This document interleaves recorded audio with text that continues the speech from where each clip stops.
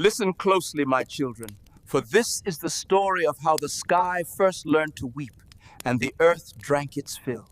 They say in Gauteng, when the wind stops blowing through the market square, death is counting its coins. Mathandi had known this truth for 47 years. 47 years of walking past the same 3 stalls.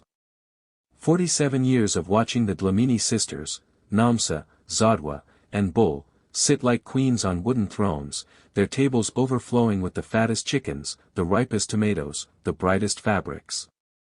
47 years of watching other women try to sell beside them. 47 years of funerals. That morning, Mathandi's hands trembled as she arranged her small basket of spinach at the market's edge. Her daughter, Lindai, had begged her not to come. "Mama, please. Stay home today.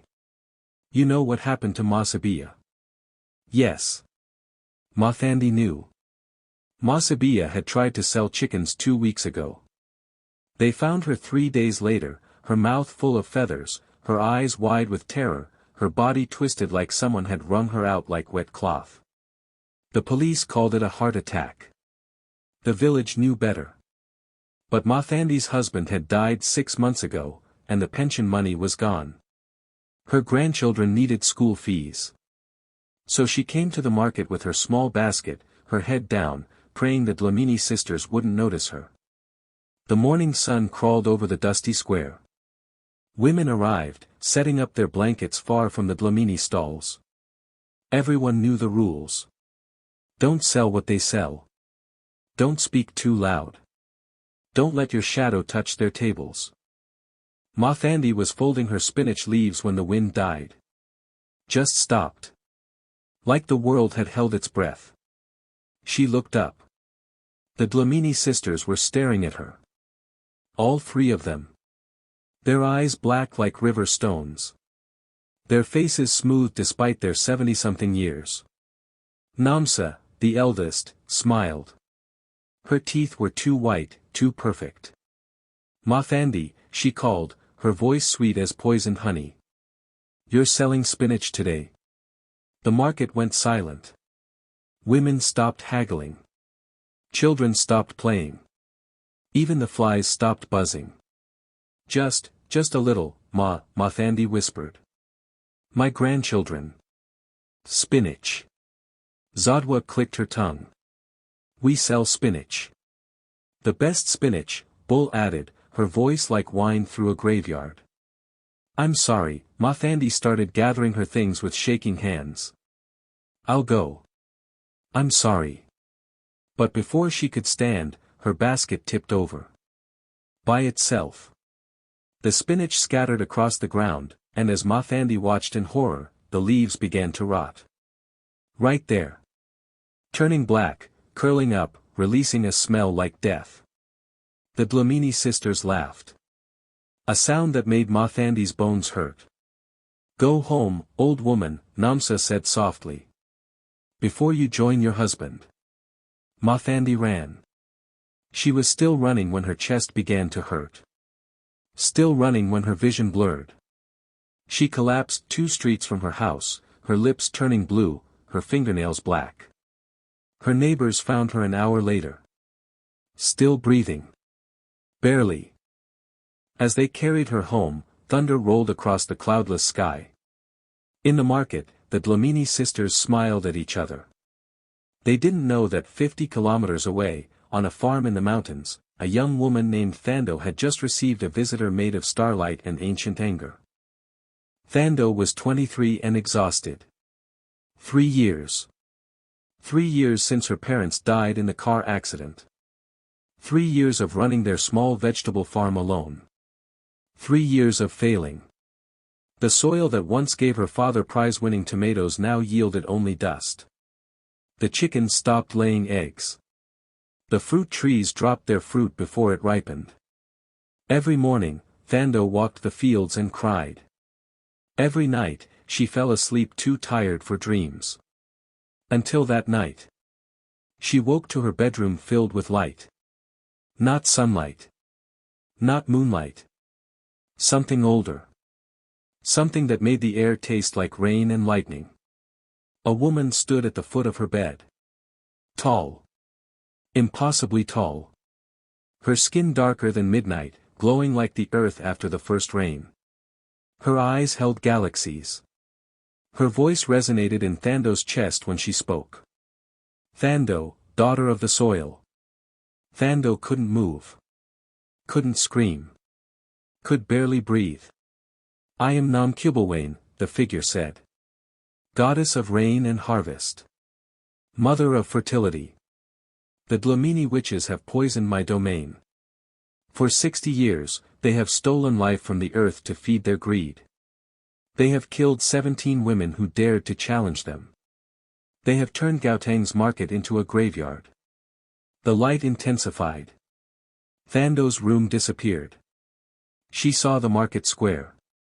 Saw the Dlamini sisters performing rituals at midnight, draining blood into the soil, speaking words that made reality crack. Saw ghosts of dead women circling their stalls, unable to rest. But their time is ending, Namkubelwain's voice was thunder now. And you will be the one to end it. Me. Thando finally found her voice. I'm nobody. I can't even grow vegetables anymore. Child. The goddess reached out, touched Thando's forehead. You cannot grow because they have taken from you. But I will give you a gift they cannot steal, cannot corrupt, cannot destroy. A gift that will restore what they have broken. Heat flooded through Thando's body. Not painful. Transformative. She felt her blood turn to liquid gold. Felt her heartbeat sync with the earth's pulse. Felt knowledge pouring into her mind, ancient wisdom about plants, soil, seasons, life itself. When she opened her eyes, her hands were glowing with soft green light. Whatever you touch will thrive, Namkubelwain said. Whatever you plant will grow 100-fold. Your presence will heal sick soil and dying crops. But listen carefully, this gift cannot be used for greed. Cannot be used to harm.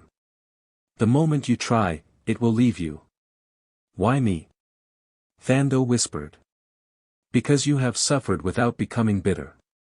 Because you have lost everything but still try.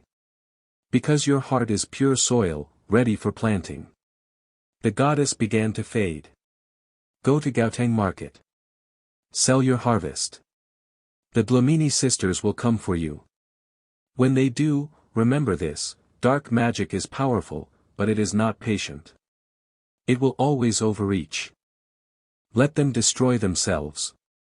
Wait, how do I? But Namkubelwain was gone. Only starlight remained, and the smell of wet earth, and Thando's hands still glowing in the darkness. She stumbled outside. Touched a dead tomato plant. It exploded with life. New leaves, new flowers, new fruit, all in seconds. Thando touched another plant. Another. By the time the sun rose, her farm was a jungle of abundance. Tomatoes as big as fists. Spinach so green it looked painted. Butternut squash that took 2 hands to carry. Thando fell to her knees among her miracle harvest and cried. Not from exhaustion this time. From hope. 6 months later, Gauteng market was talking about nothing but the farm girl. Have you seen her vegetables? They don't rot. Not even after a week. My sick child ate her spinach and got better overnight. I planted her tomato seeds. My whole garden is thriving. She doesn't even charge much. Says food should be affordable. The whispers reached the Dlamini sisters like smoke on the wind. They sat in their house, a mansion built on bones and blood money, listening to their mirror. Yes, their mirror talked. It had cost them 3 virgin girls and a ritual performed during the blood moon. It showed them threats. And now it showed them Thando. She's coming to the market tomorrow, the mirror hissed in a voice like snakes mating. She will set up across from your stalls.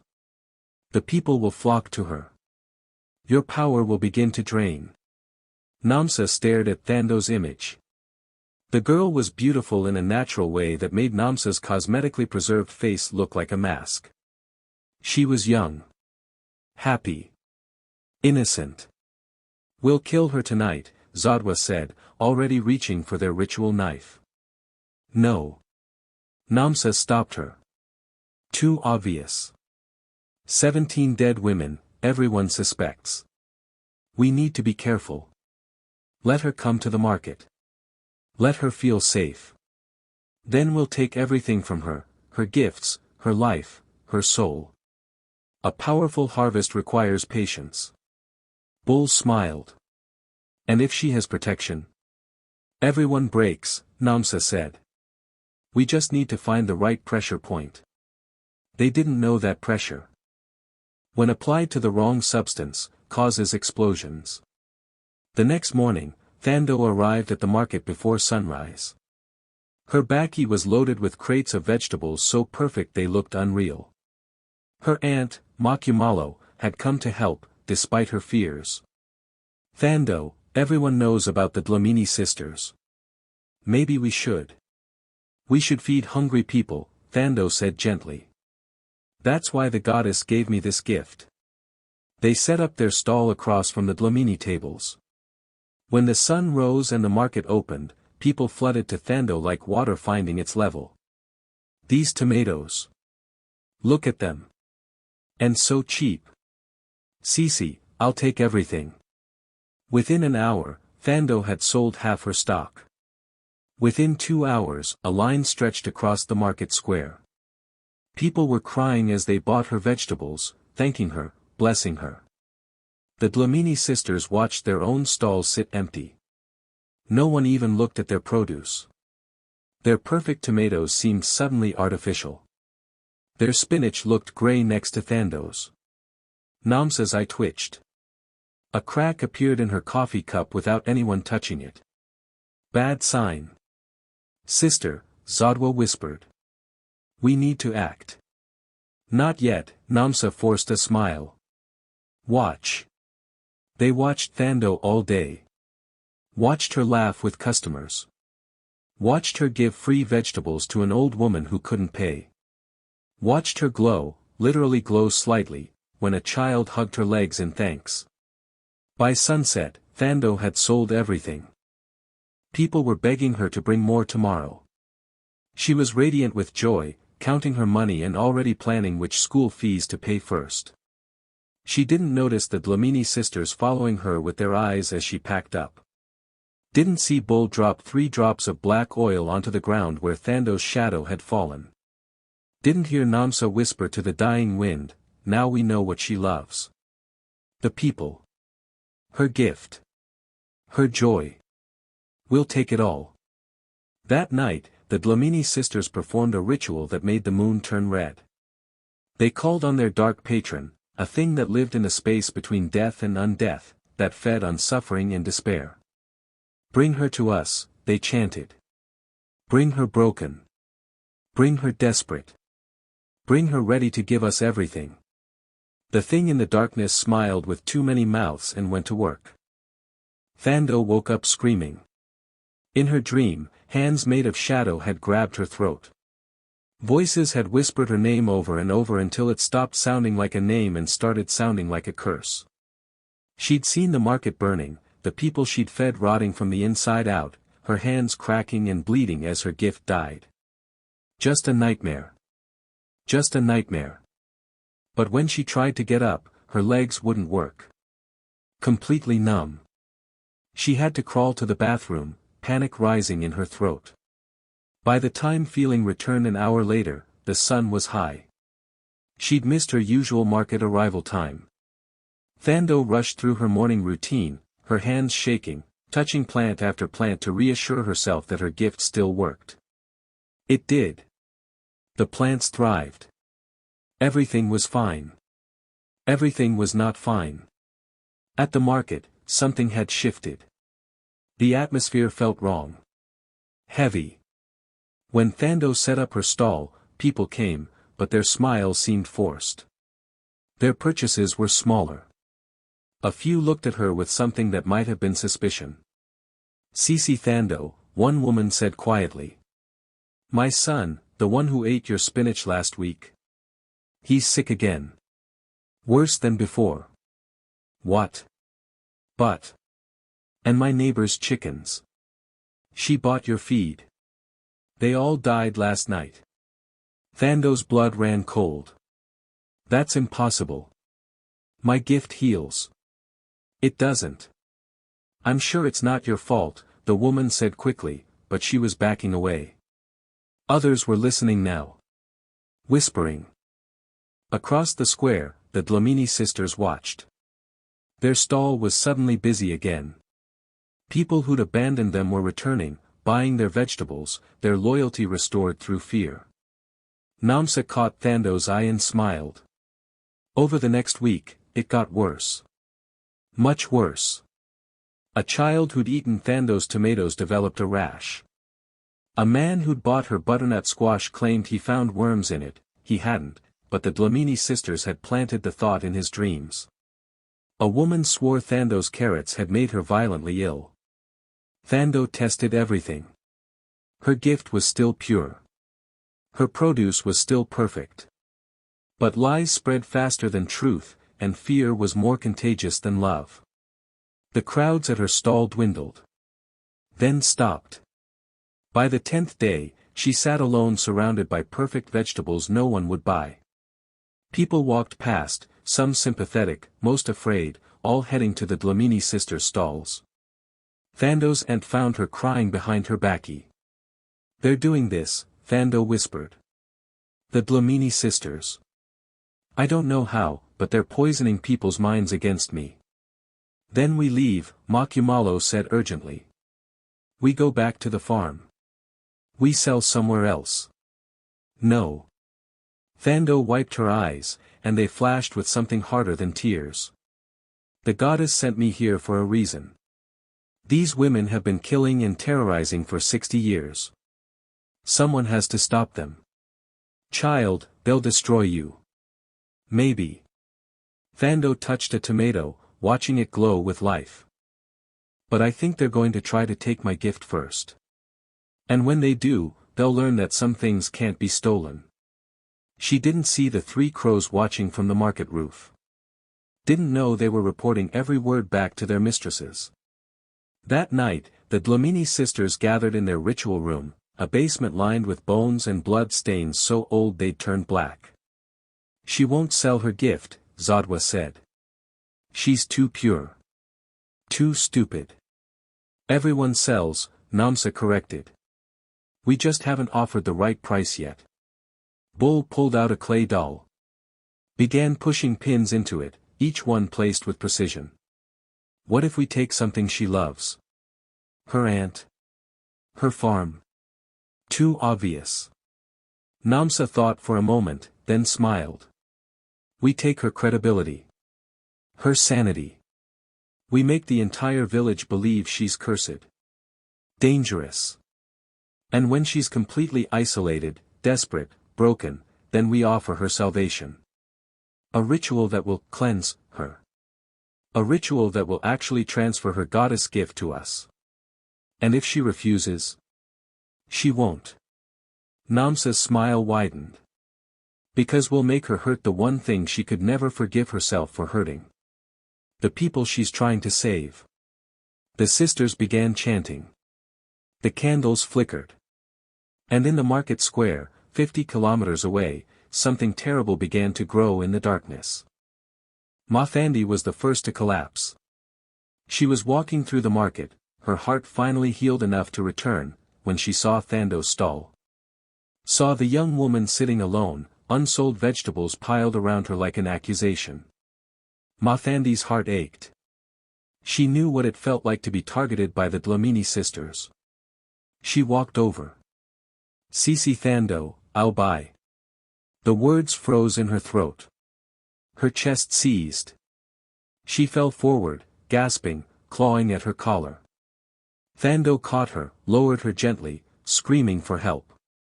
But when people came running, they didn't see an old woman having a heart attack. They saw Mathandi's lips turning black. Saw her body convulsing. Saw her eyes rolling back as she gasped, the vegetables, the vegetables. I didn't. Thando backed away, her hands shaking. I didn't do anything. 3 more people collapsed that week. All after coming near Thando's stall. All with the same symptoms, black lips, convulsions, whispered accusations. The doctors found nothing. The Sangomas whispered about curses. The market banned Thando. The chief of the village called a meeting. Told her she was no longer welcome to trade. Said it with sadness, but also with finality. The evidence was too strong. 4 people nearly died. All connected to her. Thando sat in her baccy after the meeting, staring at her glowing hands. Her gift still worked. She could feel it. Pure. Powerful. Incorruptible. But it didn't matter.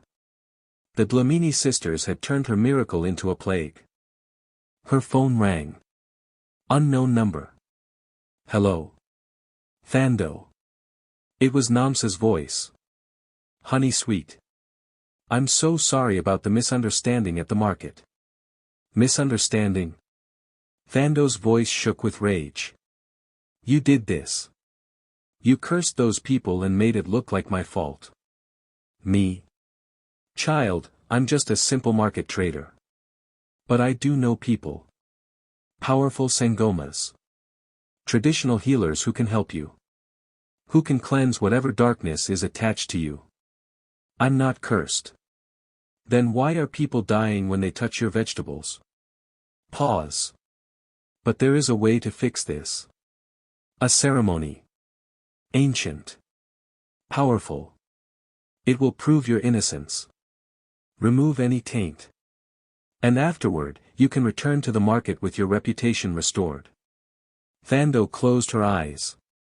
What do you want? Just to help. Namsa's voice dripped with false compassion. Come to my house tomorrow at midnight. Bring your gift. Bring your faith. We'll cleanse you, and everything will be fine. The line went dead. Thando sat in the darkness, her hands glowing, her heart breaking. She knew it was a trap. Knew the Dlamini sisters wanted her gift, wanted her life, wanted her soul. But she also knew that if she didn't do something, more people would suffer. The village would tear itself apart with suspicion. And the Dlamini sisters would win. Again. She called her aunt. Makumalo, I need you to do something for me. If I don't come back tomorrow night, go to the police. Tell them everything. Even if they don't believe you, tell them. Thando, what are you? I'm going to end this, Thando whispered. One way or another. That night, she prayed. Touched the soil of her farm. Felt the goddess's gift humming in her veins. And remembered Namkubalwane's last words, dark magic is powerful, but it is not patient. It will always overreach. Let them destroy themselves. Tomorrow at midnight, she would walk into the witch's den. Not as a victim. But as bait. The Dlamini mansion stood like a rotting tooth on the edge of the village. 3 stories of stolen wealth built on blood-soaked foundations. The windows were dark except for the basement, where candlelight flickered like dying stars. Thando arrived at 11:45 p.m. Her hands weren't glowing anymore. She'd covered them with gloves, wrapped herself in her grandmother's blanket, whispered prayers to every ancestor she could name. The front door opened before she could knock. Right on time, Bull smiled. Her teeth looked sharp in the candlelight. Come in, child. Your healing awaits. The house smelled like death and perfume fighting for dominance. Thando followed Bull down stairs that grew steeper, darker, colder. The basement door was covered in symbols that made her eyes hurt to look at. Inside, Namsa and Zadwa waited. They'd set up a circle of candles. Drew symbols on the floor in something that definitely wasn't paint. In the center sat a chair, chains attached to its arms and legs. For your protection, Namsa explained when she saw Thando staring. During the cleansing, dark forces will try to possess you. The restraints keep you safe. I'm not sitting in that. The basement door slammed shut. Locked. The temperature dropped 10 degrees in an instant. Oh, child. Namsa's voice lost its sweetness. You misunderstand. You don't have a choice anymore. Zodwa moved with inhuman speed. Grabbed Thando's arm. Where her fingers touched, Thando's skin burned. She screamed, tried to pull away, but Bull had her other arm now. They dragged her to the chair. Strapped her down. The chains were cold iron, inscribed with binding runes. Thando's gift flared. Her hands began to glow, trying to break free. But the chains held, and when she pushed her power against them, they just absorbed it, drank it like thirsty earth drinks rain. There it is, Namsa breathed. The goddess's gift. 60 years we've waited for power like this. 17 women we've killed to protect our territory. But you're special. You're not just talented. You're chosen. Divine. When we take your gift, we won't just control the market. We'll control the harvest itself. The rain. The soil. We'll be unstoppable. Thando forced herself to breathe. To think. You can't steal a goddess's gift. It's not yours to take. Everything can be stolen, Zodwa said, pulling out their ritual knife. With the right ritual. The right sacrifice. We just need your consent. Never. We'll see. Namsa nodded to Bull, who began chanting. The words were ancient. Wrong. They made reality crack at the edges. In the circle, something began to form. Shadow taking shape. The thing the Dlamini sisters had been feeding for 60 years. Their patron. Their power source. Their damnation. It had too many limbs. Too many mouths. It smelled like rotting meat and broken promises. Give us your gift, it spoke with their voices and 1,000 others. Give us your power. Or watch everyone you've ever loved die screaming. Thando saw images flash through her mind. Her aunt. The market vendors. The children who'd hugged her legs. All of them rotting, dying, suffering. Her hands blazed with desperate power. The chains heated, beginning to crack. And the Dlamini sisters smiled. That's it, Namsa whispered. Fight. Struggle. Fear. The more emotion you pour into this, the easier the transfer becomes. But Thando wasn't fighting to escape anymore. She was listening. To a voice beneath the screaming. To a pulse beneath the horror. To the ground itself, 60 feet below, where the earth remembered every drop of blood the Dlamini sisters had spilled. Where the goddess was waiting. You're right, Thando said quietly. Everything can be stolen. Even from witches. The basement floor cracked. Roots exploded through the concrete like spears. The Dlamini sisters screamed, scrambling back as the basement floor shattered. But these weren't normal roots. They glowed with divine light. They moved with purpose. They were angry. One wrapped around Zodwa's leg, lifted her into the air. She slashed at it with her ritual knife, but the blade shattered against the goddess's power. What is this? Bull shrieked, backing against the wall as more roots emerged. This wasn't supposed to. Dark magic is powerful, Thando said, her voice layered with something older, something infinite. But it is not patient. And you, sisters, have been very, very impatient. The chair's chains shattered. Thando stood, and she was glowing now, really glowing, her skin radiating light like dawn breaking. Her eyes were green like new growth, ancient like the first forest. Namkyubulwane spoke through her, for 60 years, you have poisoned my domain. Killed my children. Stolen from my earth. Did you think I wouldn't notice? Did you think I wouldn't respond? We have protection. Namsa pulled out an amulet, began chanting. Their shadow patron tried to manifest, tried to defend them. But when it touched the divine roots, it shrieked and dissolved like smoke in sunlight. Your patron. Namkyubulwane laughed, and it sounded like thunder. That parasite you've been feeding? It was never protecting you. It was fattening you up. Preparing you for harvest. The floor split wider. Something rose from below. Bones. Hundreds of them. The remains of everyone the Dlamini sisters had killed over 60 years. 17 women. Their families. Their friends. All those who died from heart attacks and mysterious illnesses. The bones assembled into a circle around the sisters. And from each skeleton, a ghost emerged. Masabiya, her mouth still stuffed with phantom feathers, pointed at the sisters. Justice, the ghosts whispered in unison.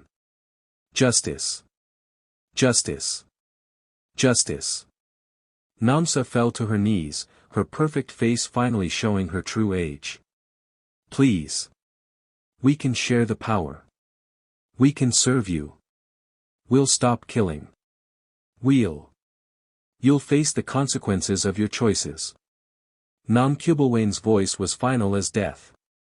You stole life from the earth.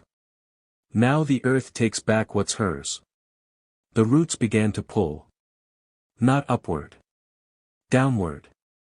Dragging the Dlamini sisters toward the broken floor, toward the dark soil beneath, toward the mass grave they'd been building for 60 years. Zadwa clawed at the concrete, her fingernails breaking. No. No. We're powerful. We're your compost, the goddess said simply. Bull looked at Thando one last time. At least we lived well. At least we had power. What do you have? A gift you can't even use anymore. Thando felt the goddess's presence receding, felt control of her body returning. She took a breath, then another, feeling her own heartbeat again. I have something you never did, she said. I have enough. The roots pulled harder. The Dlamini sisters sank into the earth, screaming, reaching, grasping at air. Their skin began to crack, their bones showing through, their faces aging decades in seconds as all their stolen years came due. The market is yours. Namsa's last words were a shriek. The blood is yours. The curse is. The earth swallowed them. The basement floor sealed itself. The candles went out. Silence. Then, from the darkness, applause. Slow. Deliberate. Thando spun around. In the corner, something stirred. The shadow patron. It hadn't dissolved. It had been waiting. Well done, it spoke with a voice like grinding bones. You've killed my former servants. Which means I need new ones. And you, goddess-touched girl, are perfect. It lunged. Thando raised her hands instinctively. Her gift flared. But the shadow was made of stolen death, and life couldn't touch it. Its claws raked across her chest. She fell, bleeding, gasping. The basement door exploded inward. Makumalo stood in the doorway, holding something Thando had never seen before. A spear. Ancient. Made of metal that looked like frozen starlight. Get away from my niece, she said quietly. The shadow laughed. Old woman, you can't. Makumalo threw the spear. It pierced the shadow's center mass, and the thing's laughter turned to screaming. The spear glowed brighter, hotter, burning away the darkness like fog before the sun. Thando. Makumalo ran to her niece, pressing cloth against her wounds. I knew you were in danger. I felt it. So I went to the old Sangoma, the real one, the one who still serves the goddess. She gave me this. What is it? Thando gasped. The spear of first light. The weapon Namkyubulwane used when she first drove darkness from the earth. Makumalo helped Thando stand. It can only be wielded by one who serves without seeking power. The shadow was dissolving now, the spear burning it away piece by piece. But it wasn't done yet. You think this ends anything? It hissed. I am hunger. I am greed. I am every dark thought in every desperate heart. Kill me here, I'll return there. I always return. Then I'll keep killing you, Thando said, taking the spear from where it lodged. It felt right in her hands. Warm. Alive. Every time you rise, I'll be there.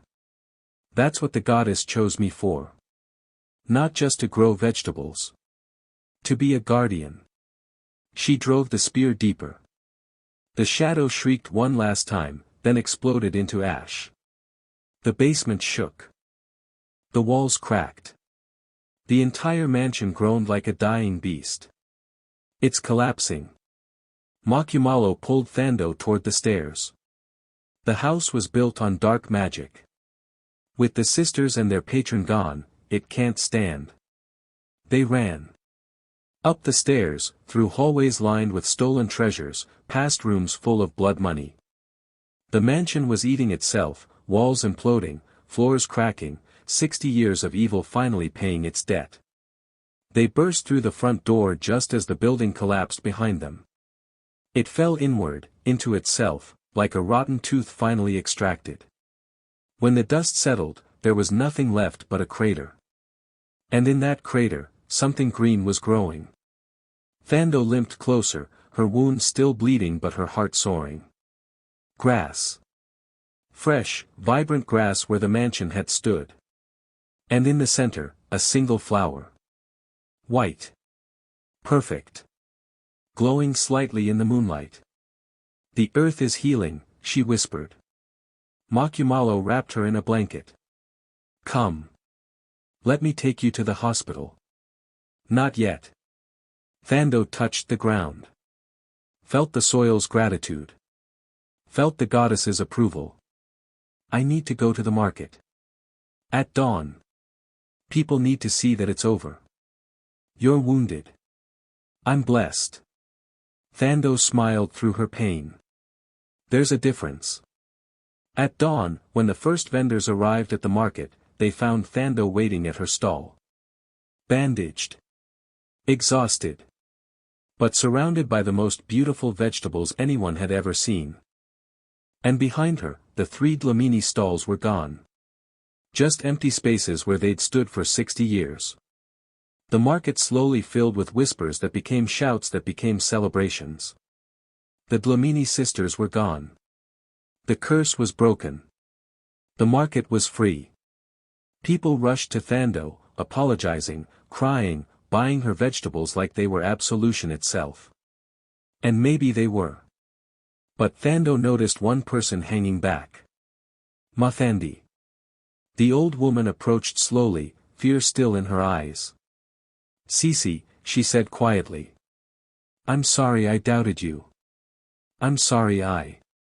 Thando handed her the biggest tomato from her basket. You have nothing to apologize for. They made you sick. They controlled you. But that's over now. Mathandi took the tomato with shaking hands. Bit into it. And felt warmth spread through her chest, her heart, healing damage that went deeper than the body.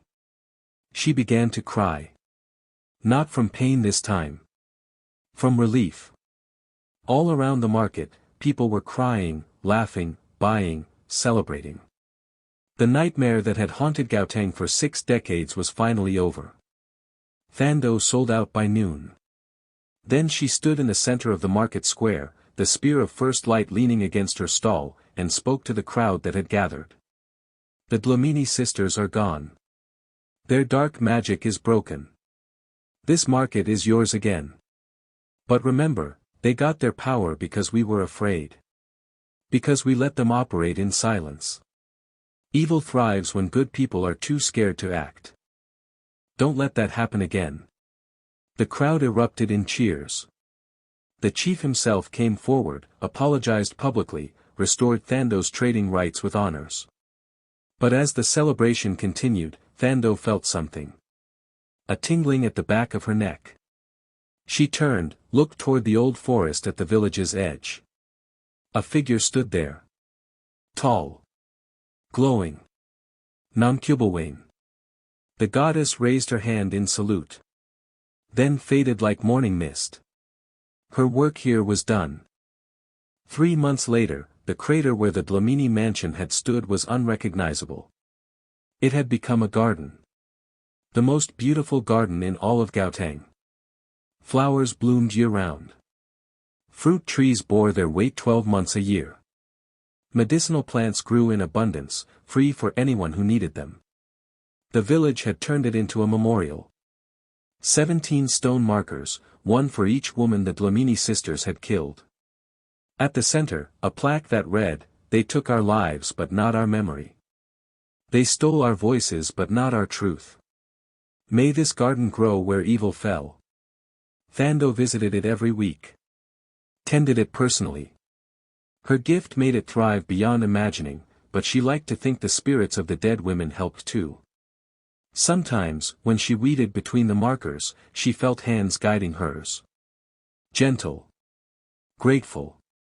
At peace. Today, she found Mathandi there, placing flowers on Masabia's stone. "She was my friend," the old woman said. "For 40 years, we sold vegetables together. Then she tried to sell chickens, and she couldn't finish. She's at rest now," Thando said gently. "They all are. Thanks to you." Mathandi turned, her eyes still filled with wonder. The goddess chose well. Thando touched a nearby plant, watched it bloom. "I don't know if she chose me or if I just happened to be in the right place. But I'm grateful either way." They sat together in silence, 2 women who'd survived witches' curses, breathing air finally free of dark magic. At the market, business was booming. New vendors had set up in the spaces the Dlamini sisters left behind. Competition was fierce but fair. Prices dropped. Quality improved. The entire village was thriving. Thando's stall remained the most popular, but she trained other young farmers in sustainable techniques, though she couldn't teach them the goddess gift part. The market was becoming a regional hub. People traveled from neighboring villages just to trade there. The chief had offered Thando a position as agricultural advisor. She'd accepted. Not for the power, but because she could help more people that way. Could ensure that what happened with the Dlamini sisters never happened again. Her aunt had moved in with her on the farm. Together, they'd expanded operations, hired workers from struggling families, created a cooperative that benefited everyone. Life was good. Almost suspiciously good, which is why Thando kept the spear of first light under her bed. Just in case. Because one afternoon, a stranger came to her market stall. He was old. Blind. Wearing traditional healer's beads. He stood before her table, his sightless eyes somehow finding hers anyway. "Thando," he said. "The goddess's champion. Can I help you, Baba? I come with a warning." His voice was serious. The Dlamini sisters had associates. In other provinces. Other markets. They've heard what you did. And they're not happy. Thando felt her gift flare protectively. "Let them come." "Oh, they will. But not yet. Not until they're sure they can win." He smiled, revealing filed teeth. "They're gathering strength. Forming alliances. What you face next won't be 3 witches in one village. It will be a coven. Coordinated. Powerful. Nationwide. Then I'll stop them nationwide." The old man laughed. Not mockingly. Appreciatively. "The goddess chose well indeed. But you can't do this alone. You'll need allies. Other champions. Other gifts." He pressed something into her hand. A seed. It pulsed with warmth. "Plant this. When it blooms, your first ally will appear. Until then, keep your spear sharp and your garden growing." He walked away before she could ask questions, disappearing into the market crowd like smoke. Thando looked at the seed. It glowed faintly in her palm. Makumalo saw her expression. "What's wrong?" "Nothing's wrong," Thando said, closing her fist around the seed. "But I don't think our fight is over. I think it's just beginning." That night, she planted the seed in the memorial garden, right at the center of the 17 markers. Watered it with blessed water. Prayed over it. In the morning, it had already sprouted. A strange plant. One she'd never seen before. Its leaves were silver. Its stem was strong as iron. And at its base, written in the soil as if by an invisible hand, were words. "The first test is passed. The next begins soon. Be ready." Thando touched the plant, felt her gift respond to something similar but different. Another chosen one. Another champion. Somewhere out there, in another village, another province, another life, someone else was receiving a goddess's gift. Someone else was preparing for battle. The network was forming. And the dark magic that plagued South Africa's markets, villages, and hearts was about to learn a terrible truth. For every evil that rises, the earth births a defender. For every curse spoken, a blessing is whispered. For every life stolen, a champion is chosen. The witches had ruled for 60 years. But their time was ending. One village at a time. One market at a time. One champion at a time. Thando picked up her spear, felt its reassuring weight, and smiled. Let them come. She'd be ready. The story spread like fire through dry grass. Within months, every market in Gauteng knew about the farm girl who destroyed the Dlamini sisters. Then the neighboring provinces heard. Then the entire country. Vendors whispered it while setting up their stalls. Customers shared it while buying vegetables. Children turned it into playground games. Some said Thando could make trees grow from stones. Others claimed she could heal any illness with a touch. A few swore she'd become a goddess herself. Thando ignored the rumors. She had work to do. The memorial garden had become a pilgrimage site. People traveled hundreds of kilometers to see it, to pray there, to leave offerings for the 17 spirits who rested beneath its beauty. Some came seeking healing. Others came seeking justice against their own local witches. Thando met with them all. Listened to their stories. Offered what help she could, sometimes seeds from her blessed crops, sometimes advice, sometimes just the comfort of knowing they weren't alone. Because the old Sangoma had been right. The Dlamini sisters had associates. And those associates were watching. Thando felt their attention like spider webs against her skin. Sometimes she'd wake up with nightmares that felt too real. Sometimes birds would watch her with eyes that seemed human. Sometimes the wind carried whispers in languages that hurt to hear. But she also felt something else. Something growing in the memorial garden. The silver plant had bloomed into a tree now, 10 feet tall and still rising. Its flowers glowed at night. Its fruit, when it finally appeared, pulsed with the same divine energy as Thando's gift. She knew what it meant. Reinforcements were coming. On the first anniversary of the Dlamini sisters' destruction, the market held a celebration. Music. Dancing. Food. The entire village came together to commemorate their freedom. Thando stood at her stall, watching her people celebrate, feeling pride and love and something deeper, responsibility. These people had suffered for 60 years. She would not let them suffer again. Mathandi approached, leaning on a cane but smiling broadly. Her health had returned completely, but she liked the cane. Said it gave her an excuse to whack anyone who annoyed her. "Sisi Thando," she said. "I have something for you." She handed over a photograph. Black and white. Faded. It showed 17 women standing together in the market, smiling, full of life. I found this in my old things, Mothandi explained. That's all of them. All the women the Dlamini sisters killed. I thought you should have it. For the memorial. Thando took the photo with reverent hands. Studied each face. Memorized each smile. These women had died for trying to feed their families. Died for daring to compete. Died for existing in the wrong place at the wrong time. I promise you, she whispered to the photograph. No one else will die like you did. Not while I'm alive. Not while the goddess's gift flows through me. Thunder rolled across the clear sky. Thando looked up. Storm clouds were forming. Fast. Too fast. Unnatural. The celebration music stopped. People pointed at the sky, confusion turning to fear.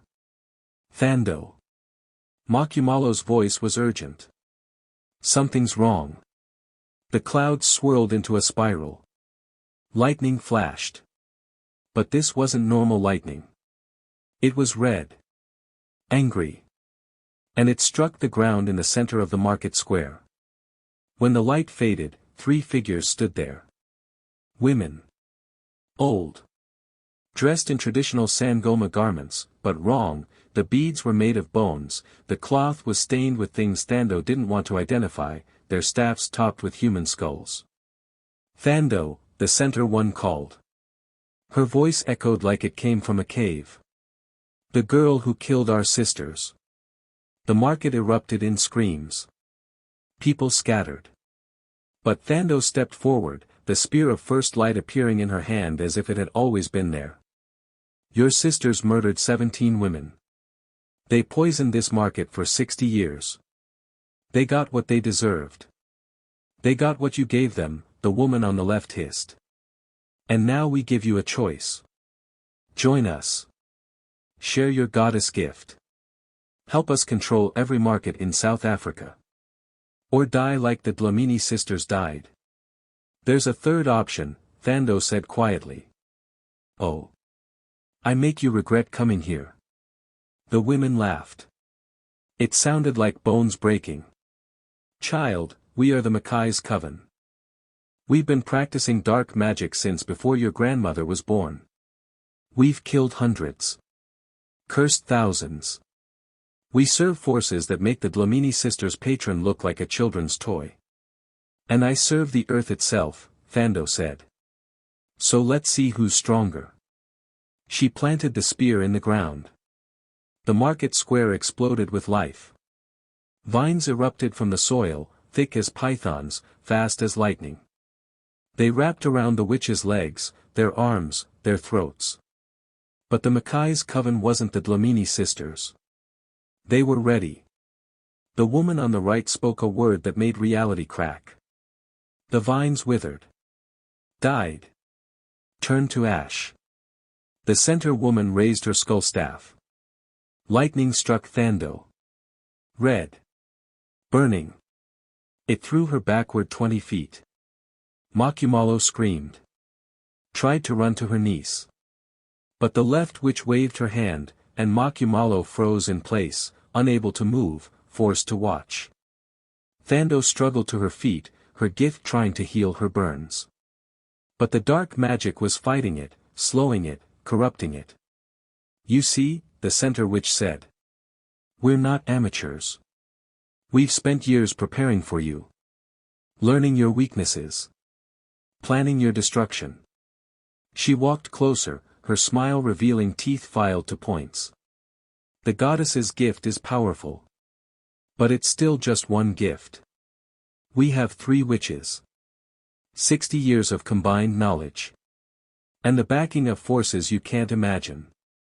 Thando spat blood. Then why are you talking? Kill me or get out of my market. The witch's smile widened. Because we don't want to kill you. We want to break you. We want you to beg. We want you to give us your gift willingly. And we know exactly how to make that happen.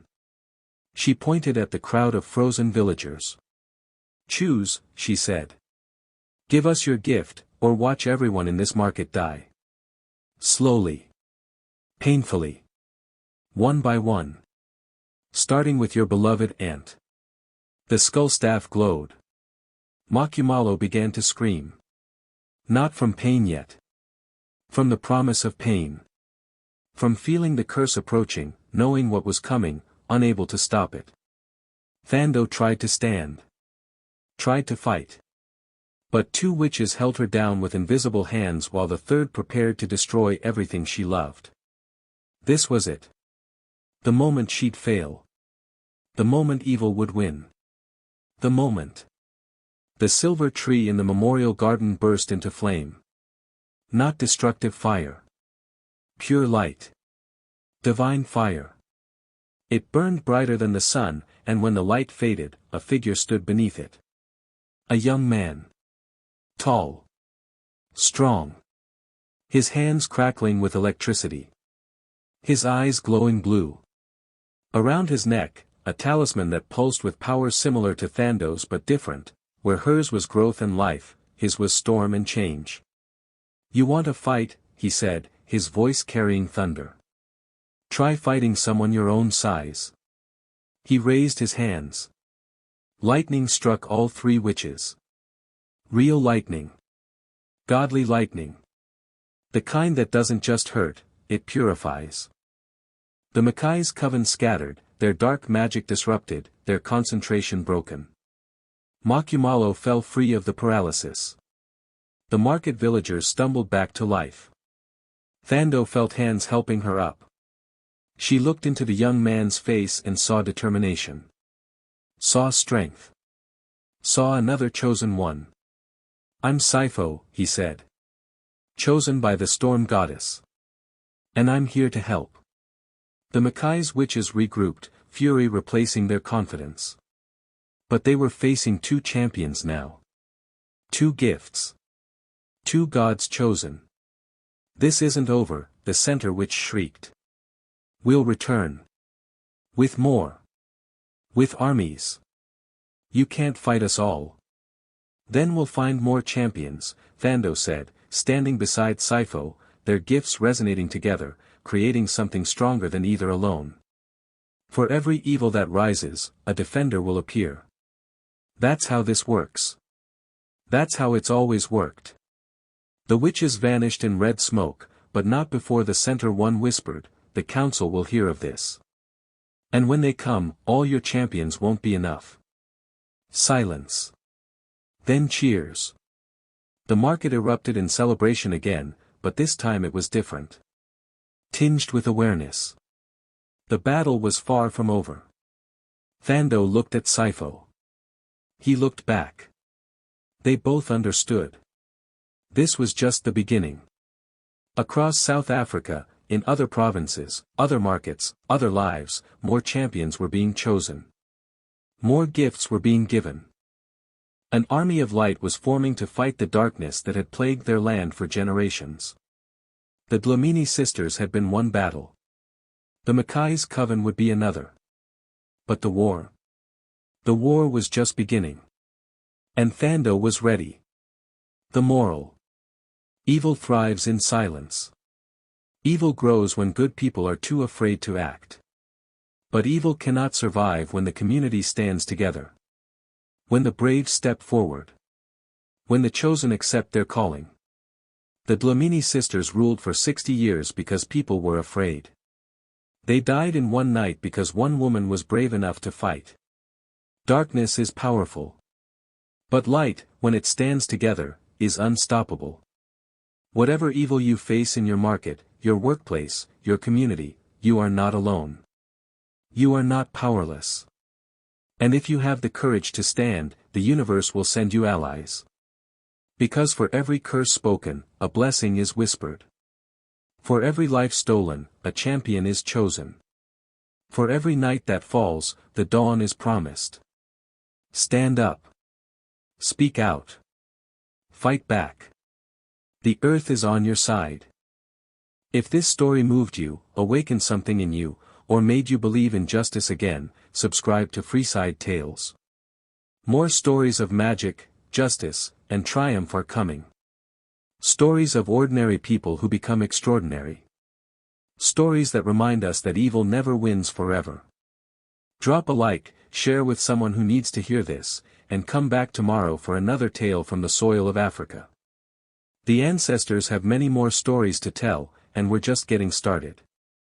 Freeside Tales, where every story has teeth.